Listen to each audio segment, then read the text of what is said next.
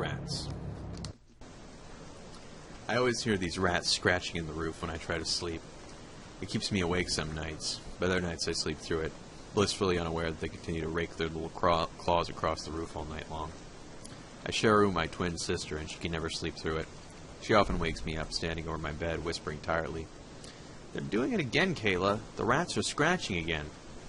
I don't really know why she always woke me up, though. I mean, we were only 12 years old. It's not like I could go out and buy a rat trap or climb into the attic myself and catch them with my bare hands. So he would walk down to the dark corridor in a straight line towards my parents' bedroom and wake up my dad. He always knew what to do.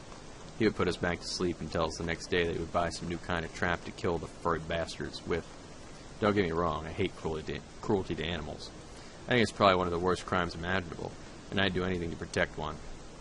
But when you've been kept up night after night after night with those diseased vermin scurrying their way through your roof looking for God knows what up there, you'd do anything to get rid of them. And when I say being kept up for night after night, I mean months. The rats in the roof had been there ever since my sister and I had turned 12. The first time they ever made their existence known to us was the night we turned 12. Okay. Their little tapping claws scouring the roof, their beady eyes looking for food in the darkness. Their diseased bodies pushing over one another to find anything edible. We wanted them gone, and my dad knew what had to be done. This one time he bought these extra-strength rat baits, guaranteed to kill a rat with just one nibble of the navy blue rectangle of poison. He climbed through to the attic and into the roof where he laid little death squares all around the place. Climbing back down through the manhole, he turned to us and rubbed his hands together. "Now we just have to wait. They'll be gone soon." And he walked past us and out of the laundry. That night we didn't hear a thing for quite some time. "Dad did it," I whispered to my sister. "He got them." Though I still wasn't entirely sure. Looking back on that now, I think that I said that more to reassure myself than to comfort her. Although as the night progressed, we began to hear the noises again, and I knew the rats hadn't fallen for the bait. We would have to consult our dad again in the morning. I always thought it was strange that we never heard them during the day. Maybe that was due to the fact that it was quieter at night and easier to hear them. Or they never came out during the day, whichever it was. I didn't care at the time, I just wanted them dead. Nothing was working. God knows how many different traps and different kind of baits we stuck up in the roof. I bet anyone else who poked their heads into the attic would think it was a secret stash of poisons belonging to a serial killer. We were just desperate to get rid of them, and they seemed desperate not to leave. Dad had eventually had enough, and understandably anyone would. My mum had begun to grow tired of his money wasting on all the different products he had bought trying to get rid of them. She suggested that he climb into the roof and find where they were coming from, and if any at all had died. So, drawing near to the end of the tether, he climbed to the attic with a torch. "You're going to have to go all the way down to the bedroom, because that's the only place they'll ever scratch," my sister said as his legs disappeared into the thick blackness above. We could hear him thumping and crawling his way all along the roof down to the hallway. "Have you seen any dead rats yet, Dad?" I called, hoping the darkness hadn't swallowed him entirely, drowning him in the sounds of the outside world. Luckily, it hadn't. "No, it's weird. There hasn't even been any evidence proving that there were even rats up here. It's really strange." He trailed off mid-sentence, and I thought it would be best to let him concentrate. After a few minutes of thumping in around the roof, he crawled back out through the attic. No dead rats or traps or anything, except for an old, torn, and bloody t-shirt. "What's that?" I asked. "I just found it. Got no idea who it belongs to. Probably been accidentally thrown up here during a party or something," he said as he threw it in a nearby bin. "That's not the weird thing either. All the traps are gone," he said, a serious look overcoming his face. "What's that supposed to mean?" I asked him. "I don't really know. They just vanished," my dad replied, a dumbfounded look upon his face. "I have to talk with your mother now, girls. Leave us alone for a bit." And then he pushed back and walked towards his bedroom. That night at the dinner table, Mum and Dad talked about a proposal they had in order to catch whatever animal was in the roof. It had to be intelligent to have gotten rid of the traps and baits. Dad thought it may have been a possum, but the only way to get rid of it was to make sure of what it was. "We're going to place a camera on the roof and see what starts making those scratching noises. If we know what it is, we have a better chance of capturing it, okay?" Mum said to us, and I couldn't fault their logic. It seemed like a good plan. Up the current went into the swirling darkness, the camera. Dad placed it in the stretch along where our bedroom was located, seeing as that's where most of the activity happened. He had put a SIM card in the camera with 12 hours of recording time on it. Dad put the camera up there at 8 p.m. and he would retrieve it at 8 a.m.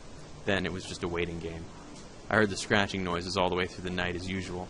They started at exactly 9:24 p.m. I know because I had checked the time, so I would know when to fast-forward the camera to in the morning. A pungent odor had also made itself known ever since Dad had found that t-shirt. It smelled like raw sewage, and my nostrils were always burning when I woke up. But considering we had no idea what we were up against, Dad couldn't do much of anything about it. I couldn't get a wink of sleep because I knew that the next day we were going to discover what the animal was and get rid of it. So I just lay awake all night long, thinking of the blissful days of sleep that lay ahead of me.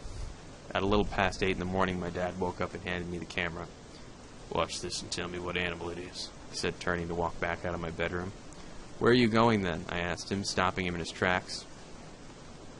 "The baits and traps have mysteriously reappeared. I'm going to get a box to collect them and head up there. Funny thing is, they're right over your bedroom," he said, giving me spirit fingers and exclaiming, "Woo!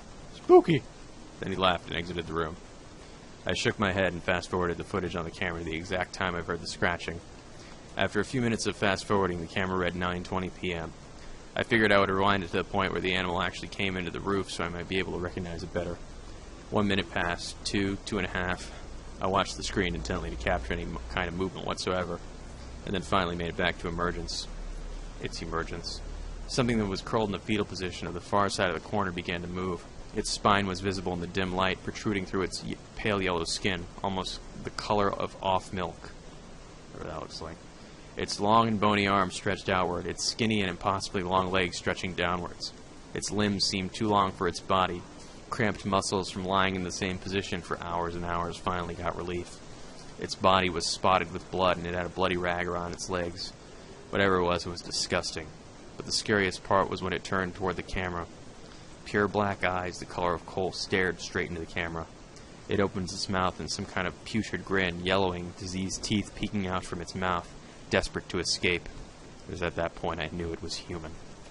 It crawled up to the camera, its bones visible through the yellow membrane acting as skin. Its pure black eyes stared into the camera. Then it touched the lens, and I could almost feel its brown, rotting fingernails against my face. Then it turned away from the camera, spit starting to drool from its mouth, and it crawled over to the spot just above me and my sister's bed.